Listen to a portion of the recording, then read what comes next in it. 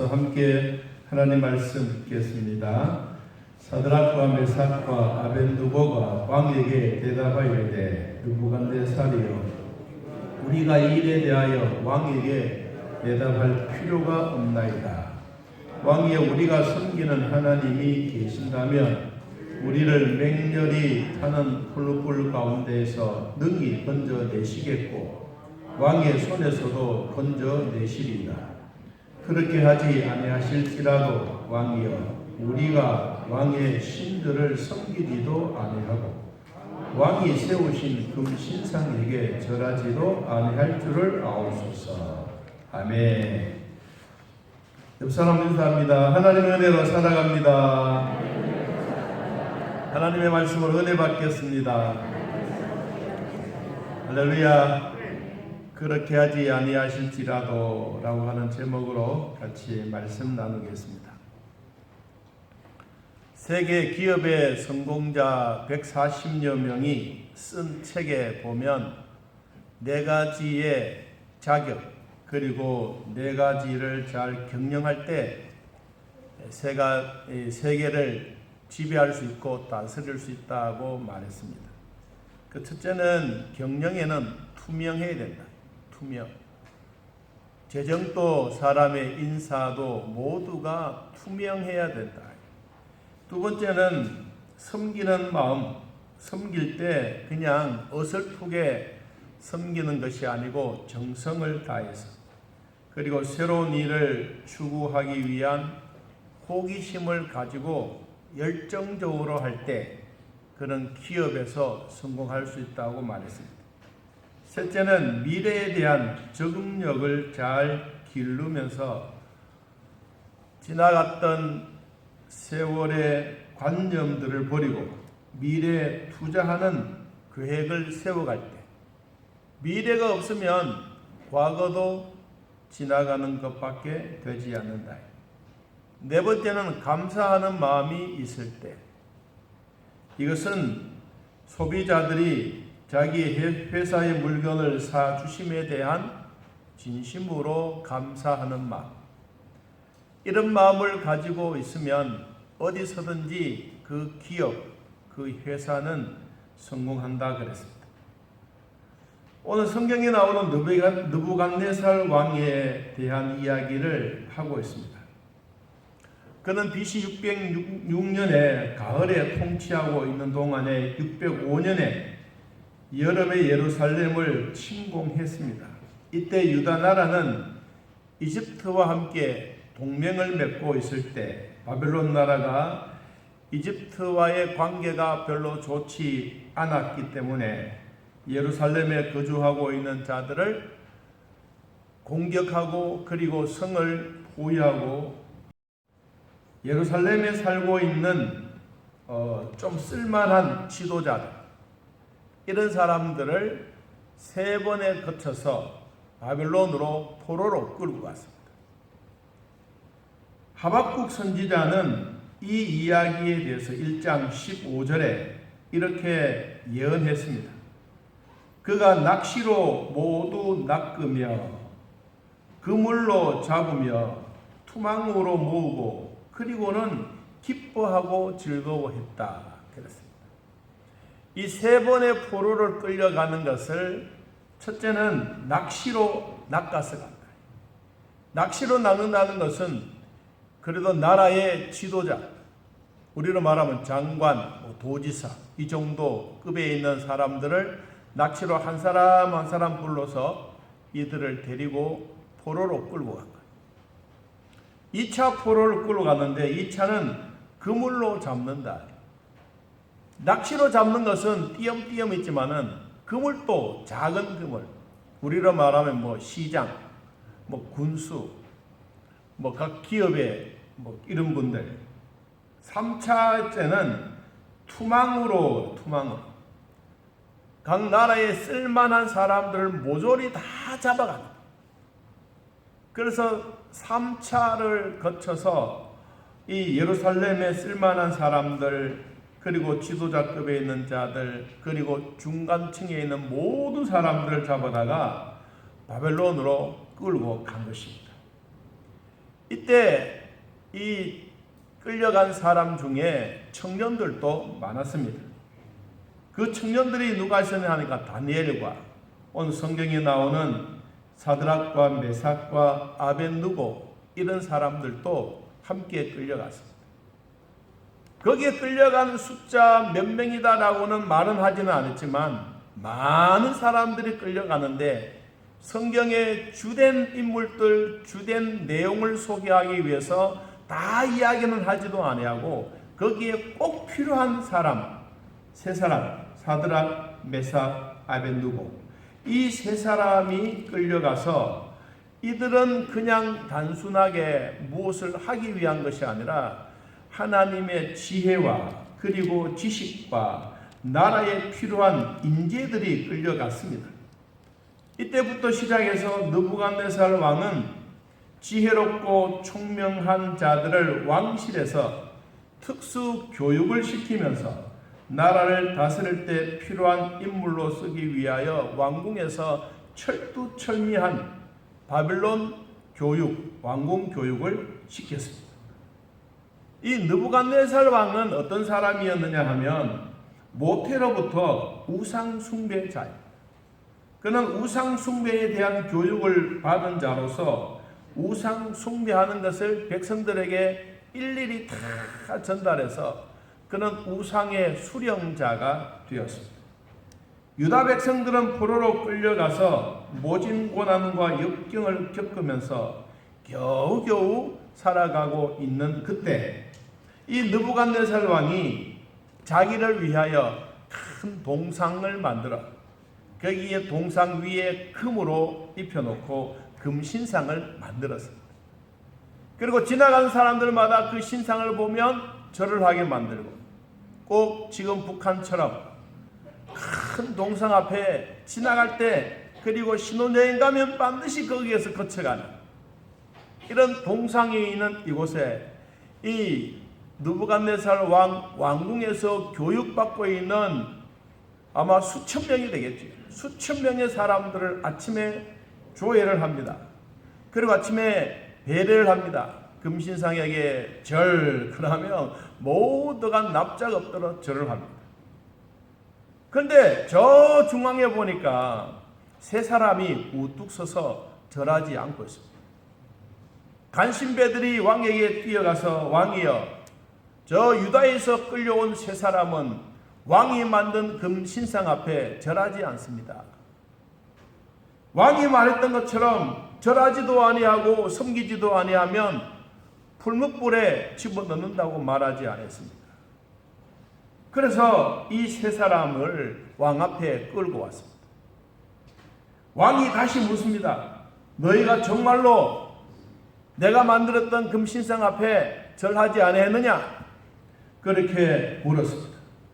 그랬더니 이 세 사람이 말했습니다. 우리는 절하지도 아니하고 맹렬히 타는 풀불 가운데 던져 넣는다고 해도 우리는 인사도 절도 안 할 것입니다.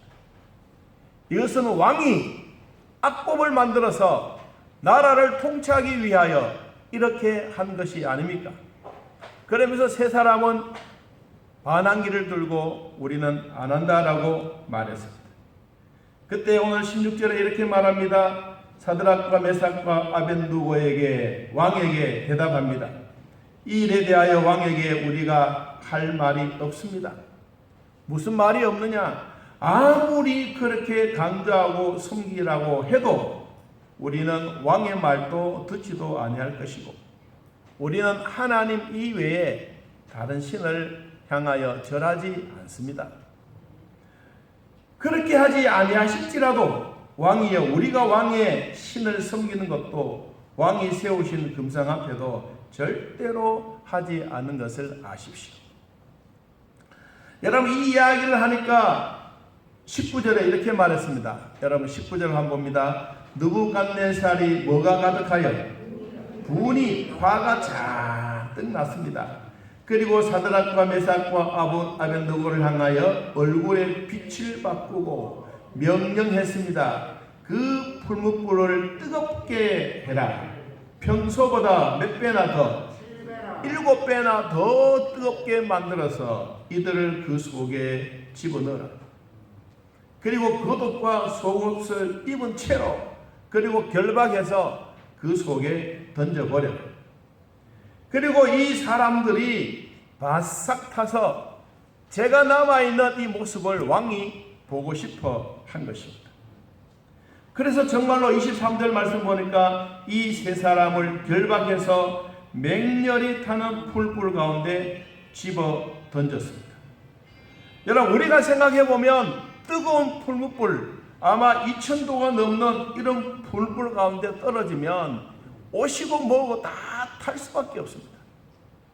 그런데 집어넣고 보니까 뭔가 이상한 게 생겨졌어요. 다 타고 없는 줄로 알았는데 24절, 그때 느부갓네살 왕이 놀랐습니다. 그리고 급히 벌떡 일어났습니다. 그리고 모사들에게 물었습니다. 우리가 결박해서 불 가운데 던졌던 사람이 세 사람이 아니냐? 그런데 봐라, 저기에 네 사람이 걸어다니고 있지 않지 않냐? 그리고 이들은 상하지도 아니하고 네 번째 있는 그 사람의 모양은 신들의 아들과 같도다 라고 말했습니다. 깜짝 놀랐습니다. 느부갓네살 왕의 이 어마어마한 일들을 보고, 그리고는 모사를 시켜서 그들을 끄집어내라고 말했습니다. 어떻게 끄집어냈느냐 하면, 자, 27절 보겠습니다. 총독과 지사와 행정관과 왕의 모사들이 모여 이 사람들은 본즉 불이 능히 그들의 몸을 해하지 못하였고 머리털도 걸리지 아니하였고 겉옷빛도 변하지 아니하였고 그 다음에 불탄 냄새도 없었더라. 할렐루야. 오늘 설교의 포인트는 여기,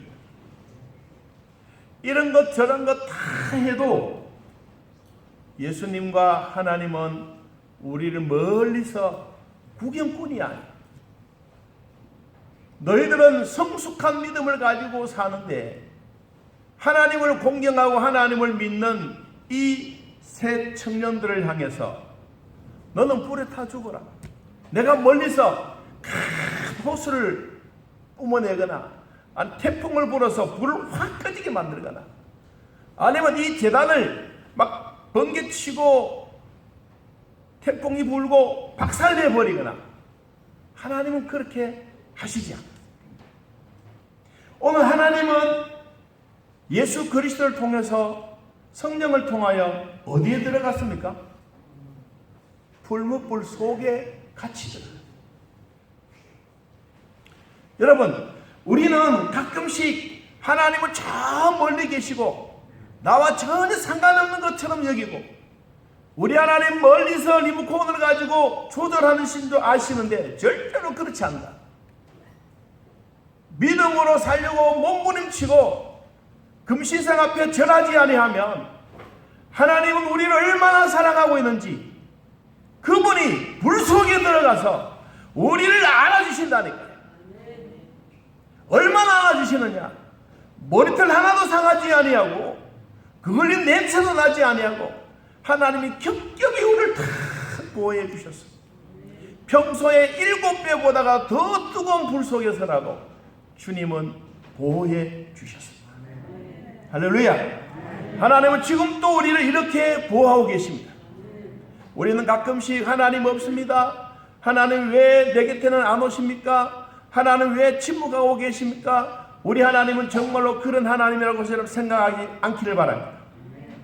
우리는 왜 질병이 있고 아픔이 있으면 내 병은 왜 안 고쳐주십니까? 하나님 우리 가정에 힘든 상황이 이런데 왜 내 곁에 오지 않습니까? 우리는 이렇게 하면서 하나님을 향하여 원망하고 불평할 수도 있습니다. 그런데 주님은 가만히 그 과정들을 겪고 이기고 나니 주님이 멀리 계셨던 분이 아니고 그분이 나와 함께 계셨습니다. 오늘 이 자리에 여러분에게도 주님이 함께 계신 줄로 믿습니다. 그러므로 주셨던 은혜의 말씀을 가만히 보십시오. 불탄 냄새도 나지 않았던 이들을 끄집어내어서 그 다음에 했던 말들이 참 중요합니다. 28절 같이 한번 읽어봅시다. 느부갓네살이 말하 이르되 사드락과 메삭과 아벤노고의 하나님을 뭐하라? 같이 읽어봅니다. 그가 그의 천사를 보내사 자기를 의뢰하고 그들의 몸을 바쳐 왕의 명령을 거역하고 그 하나님 밖에는 다른 신들 섬기지 아니하며 그에게 절하지 아니한 종들을 구원하셨도다. 누가 그랬습니까? 하나님 천사를 보내었습니다. 그리고 이제 세상이 확 바뀌어집니다. 어떻게 바뀌어지느냐? 29절 그러므로 내가 이제 조서를 내리노라. 각 백성과 각 나라와 각 언어를 말하는 자가 모두 사드락과 메삭과 아벤누고의 하나님을 뭐하라? 경솔히 말하니 이 사람에 대해서 잘못 말하게 되면 그 몸을 쪼개어서 그 집을 거름터미처럼 없애버리고 그리고 이같이 사람을 구원할 다른 신이 없다는 사실을 온 천하에 왕이 알린 겁니다. 성숙한 믿음을 가지고 성숙한 하나님을 잘 믿으면 하나님은 언제든지 우리를 사용하십니다. 하나님 우리를 사용하실 때 멀리서 구경꾼이 아니세요. 직접 말하고 그리고 가장 높은 사람을 통해서 전능하신 하나님이 어떤 하나님인지를 온 백성들에게 선포하게 하십니다. 우리가 가끔씩 나 혼자 있다고 생각할 때가 많이 있습니다. 여러분 그러나 우리는 결코 내 혼자가 아닌 것입니다. 성경은 우리들에게 거듭거듭 말씀하고 있는데 이 사드락과 메삭과 아벤누고는 정말 느부갓네살 왕이 믿겠지요. 그런데 미운 것보다는 더 중요한 것은 하나님에 대한 신뢰. 하나님을 끝까지 인정하는 겁니다. 그렇지 그렇게 하지 아니하실지라도 라는 이 말은 헤헤라라고 하는 히브리에서 있습니다. 그러나 만일 아니라 할지라도 왕이 노하고 우리를 불 속에 집어넣는다 할지라도 우리는 왕의 말을 거역합니다. 왕이 진짜 하나님을 공경한다면 우리도 그 하나님을 공경하겠지만 왕이 섬기는 신이 금신상인데 우리는 그 일을 절대로 할 수가 없습니다 라고 말하는 것입니다. 우리는 가끔씩 이 말씀을 가만히 볼 때마다 느껴지고 또 우리가 하나님 나라 위에서 살아갈 때 하나님은 우리와 동떨어진 삶에 대한 부분들이 있다고 가끔씩 생각합니다. 여러분 하나님은 우리와 멀리 떨어져 있지 않습니다. 하나님은 항상 우리 곁에 있습니다. 위급할 때 위험할 때 생명의 위기가 찾아왔을 때 주님은 내 곁에 얼른 뛰어오시는 분이 아니라 우리가 처해 있는 곳에 불불 속에서도 함께 하셨던 것처럼 전능하신 하나님이 내가 가는 곳곳마다 늘 함께 하신다는 사실을 꼭 믿고 따라가기를 축복합니다. 요한계시록 2장 1절 말씀에 에베소 교회 사자에게 편지했습니다. 오른손에 있는 7뼈를 붙잡고 7 금촛대 사이를 거느리시는 이가 하나님 나라 위에서 열심히 살고 믿음으로 사는 저와 여러분들에게 주님이 오늘 또 이 자리에 금촛대 사이를 우리 옆에 와서 앉아 계십니다. 여러분 가정에 방석 하나 놓고 벽을 향하여 어딜 향하여 기도하고 있는 그 자리가 여러분의 보금자리입니다. 이 세 친구는 모든 보는 사람들 앞에 당당했습니다. 왜 당당했습니까? 자기의 하나님이 살아계시고 자기 하나님이 인격적으로 만나 주셨기 때문입니다. 그리고 그 하나님에 대한 신뢰가 100%입니다. 절대로 의심이라는 게 없어진 것입니다. 풀불 속에서 같이 다 죽을지언정 주님은 우리를 버리지 않았습니다. 지금의 풀불은 지금의 세상과도 같습니다. 여러분, 세상의 유혹들과 세상의 신상화되어가는 우상들, 쾌락으로 돈 벌어지고 있는 이것이 바로 오늘날로 말하면 풀무불인 것입니다. 여러분, 이런 풀무불 속에서도 함께 하시는 그분이 바로 나의 아버지십니다. 그분이 바로 전능하신 하나님입니다. 그분이야말로 우리 풀물 속에 버려두지 아니하고 그 속에서 함께 하시면서 역사하고 계신 우리 아버지십니다. 죽어도 같이 죽고 살아도 같이 사시는 분이 바로 예수 그리스도십니다. 로마서 14장 8절의 말씀처럼 우리가 살아도 주를 위하여 살고 죽어도 주를 위하여 죽나니 그러므로 사나 죽으나 우리가 주의 것이로다. 생명에는 전혀 지장을 주지 않고 반드시 주님은 확실하게 이기십니다. 요한복음 16장 33절에 이렇게 말했습니다. 세상에서는 너희가 환난을 당하나 따르옵다 담대하라. 내가 세상을 이기었노라. 하나님은 우리들이 위험한 자리, 생명의 어려움 자리에 구경꾼이 아니십니다. 주님은 직접 뛰어드십니다.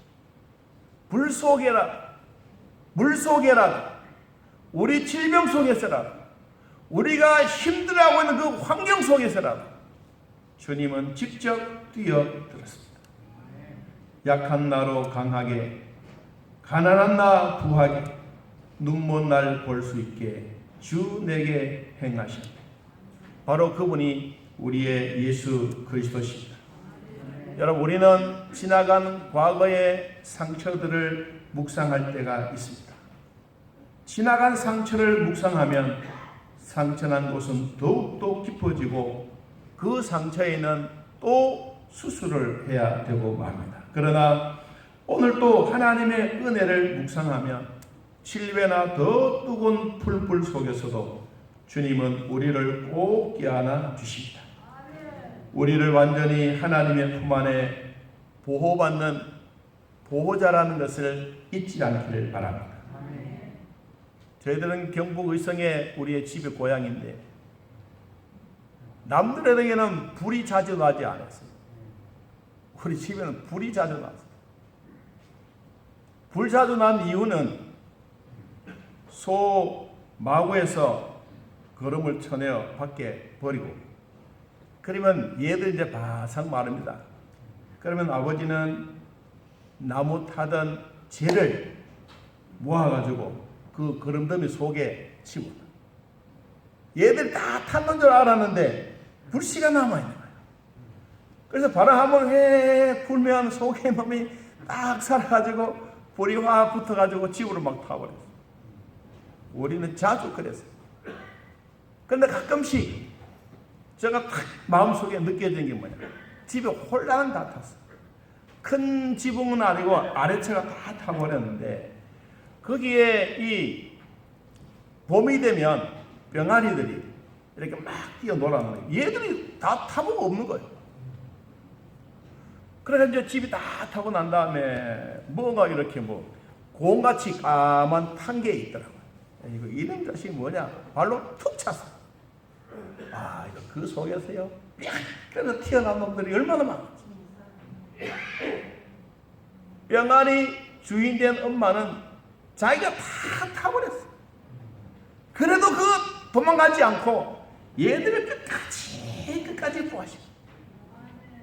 전능하신 하나님이 지금 우리와도 같습니다. 우리를 질병과 아픔과 흐느낌과 가난과 고통 속에 있는데도 불구하고 하나님 우리를 다 감사하죠. 마지막 십자가에 죽으시기까지 우리를 사랑해 주셨습니다. 여러분, 그 사랑의 은혜가 오늘 또 나에게 있다는 것을 잊지 않기를 바랍니다. 요한복음 10장 28절에 내가 그들에게 영생을 주노니 영원히 멸망하지 아니할 터이요 또 그들을 내 손에서 빼앗을 자가 없느니라. 오늘도 전능하신 하나님은 우리를 하나님의 손 안에 꼭 보호하고 계십니다. 우리는 하나님의 손안에 있다는 것을 잊지 않기를 바랍니다. 신명기 1장 31절에도 광야에서도 너희가 당하였거니와 사람이 자기의 아들을 안음과 같이 하나님은 우리를 고이고이 안아주십니다.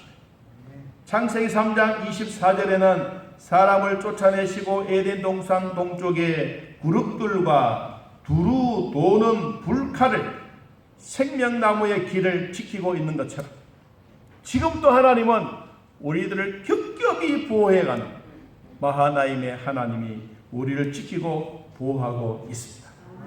얼마나 우리를 지키고 있는지 여러분 고린도후서 4장 한번 찾아서 같이 읽어보겠습니다. 고린도후서 4장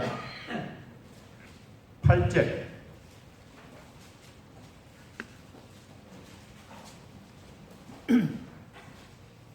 고린도후서 4장 8절 9절 10절 같이 한번 읽어봅니다. 우리가 사방으로 우겨 쌓임을 당하여도 쌓이지 아니하며 답답한 일을 당하여도 낙심하지 아니하며 박해를 받아도 버림받지 아니하며 거꾸로 뜨림을 당하여도 망하지 아니하고 우리가 항상 예수의 죽음을 몸에 짊어짐은 예수의 생명이 또한 우리 몸에 나타나게 하려 함이라. 아멘. 사방으로 우겨 쌓여도 우리가 포위당하지 않는다. 답답한 일을 당하여도 낙심하지 않는 것은 내 속에 껍데기는 깨어진다 할지라도 내 속에 계신 예수 그리스도는 죽음에서 끝나는 것이 아니라 다시 살아나셨던 부활하신 주님이십니다. 그분이여 지금도 우리를 끝까지 보호하고 계십니다. 여러분 출애굽기 14장에 보면 이스라엘 백성들이 홍해 앞에 쩔쩔매고 있을 때가 있습니다. 뒤에는 애국 군대가 따라오고 그리고 바로 왕은 전차를 타고 병력들을 동원해서 이스라엘 백성들은 홍해 앞에 죽기를 기다리고 있을 때 하나님은 모세를 통하여 이렇게 말했습니다. 두려워하지 말아라. 가만히 서 있어라. 내가 너희들을 위하여 싸워주겠다. 앞으로 저 뒤에 따라오는 애국 사람들을 영원히 다시 못하게 하겠다. 여호와께서 너희를 위하여 싸우시리니 너희는 가만히 있을지니라. 누가 이스라엘 백성들과 싸우겠다고 말하겠습니까? 홍해가 아닌 먼 곳에서 하나님이 진두지휘하신 것이 아닙니다. 홍해 앞에 넘실거리는 파도 앞에 하나님이 함께 하시고 계십니다. 이스라엘 백성들이 우왕좌왕하고 죽음의 위기 앞에 하나님은 홍해를 가르시고 마른 땅으로 걸어갈 때도 함께 했습니다. 이스라엘 백성들은 홍해물 속에 마른 땅으로 걸어가면서 하나님을 찬양했습니다. 그런데 저 언덕 위에 애굽의 바로왕 바로는 눈이 뒤집어집니다. 이제 막다른 골목까지 와서 생포만 하면 되는데 갑자기 이들이 하늘문이 열려지듯이 홍해가 갈라지고 이스라엘 백성들이 너도 나도 할 것 없이 마른 땅으로 저벅저벅 걸어가니까 눈이 뒤집어진 거야. 자기의 부하들 향해서 이렇게 말합니다. 모세를 잡으면 생포해라. 다른 모든 사람들은 다 죽이 없애버려라. 하나님이 바로의 하는 말을 다 듣고 계셨습니다. 그리고 이스라엘 백성들이 마른 땅으로 저벅저벅 걸어가는 그 모습도 주님은 보고 계셨습니다. 하나님은 구경꾼이 아니었습니다. 출애굽기 14장 24절 말씀 보니까 이렇게 말씀했습니다. 새벽에 여호와께서 불과 구름 기둥 가운데 아래 본다 애국 군대를 보시고 애국 군대를 어지럽게 하시며 하나님이 보셨어요. 하나님은 그 현장에서 같이 계셨어요. 그리고는 병거의 바퀴를 빼버렸습니다. 열심히 달리고 있던 전차들이 갑자기 물속으로 뛰어들었습니다. 그리고는 이 사람들이 가다가 하나님이 다시 이 물을 엎어버렸습니다. 가르쳤던 그 힘처럼 물도 가르는 힘에서 엎어버렸습니다. 이들은 모두 몰살하고 말았습니다. 여러분, 하나님은 멀리 계신 하나님이 아니라는 것을 확신하시기를 바랍니다. 하나님은 이스라엘 백성들에게도 진두지휘했던 것처럼 오늘날 저와 내 인생의 여러분의 삶에도 하나님은 진두지휘를 하고 계십니다. 내 몸에 고치지 못할 고질병이 있습니까? 나는 못 고친다고 스스로 포기하고 있습니까? 사업을 하든 무엇이든지 난 못한다고 스스로 그런 생각을 가지고 계십니까? 그 생각을 버리십시오. 그리고 하나님을 붙잡기를 바랍니다. 우리는 다음 주간에 추수감사절을 지킵니다. 미리 감사하는 마음이 있으면 언제든지 감사의 조건이 넘치게 될 것입니다. 이사야서 41장 10절에 두려워하지 말라, 내가 너와 함께 함이라. 놀라지 말라, 나는 내 하나님이 됩니다. 내가 너를 굳세게 하리라. 참으로 너를 도와주리라. 참으로 나의 의로운 오른손으로 너를 붙들리라고 말했습니다. 우리가 힘들고 고난이 심하면 내 혼자 있다고 늘 착각합니다. 여러분, 오른손을 한번 들어보십시오. 손 없으신 분은 안 드십니다. 그런데 여러분, 손이 드셨으면 한번 목을 이렇게 만져. 목이 붙어 있습니까? 붙어 있으니까 오셨겠지. 여러분, 한번 따라해 보겠습니다. 목이 붙어 있으면 기회는 옵니다. 할렐루야. 우리가 살아있다는 증거입니다. 하나님이 나와 함께 하신다는 증거입니다. 가장 뜨거운 풀불 속에서도 주님은 우리를 멀리하지 아니하시고 우리를 꼭 안아주셨던 그 하나님처럼 지금도 주님은 멀리 계시지 않고 내 안에 들어오셔서 보석처럼, 가장 진주처럼, 우리는 과거에 상처만 생각할 때가 많이 있지만은 하나님의 은혜를 꼭 생각하시기 바랍니다. 다니엘 기도회가 이제 13일째 이루어지고 있습니다. 여러분, 유튜브를 보고 아니면 교회 카톡으로 보고 참여하고 계십니까?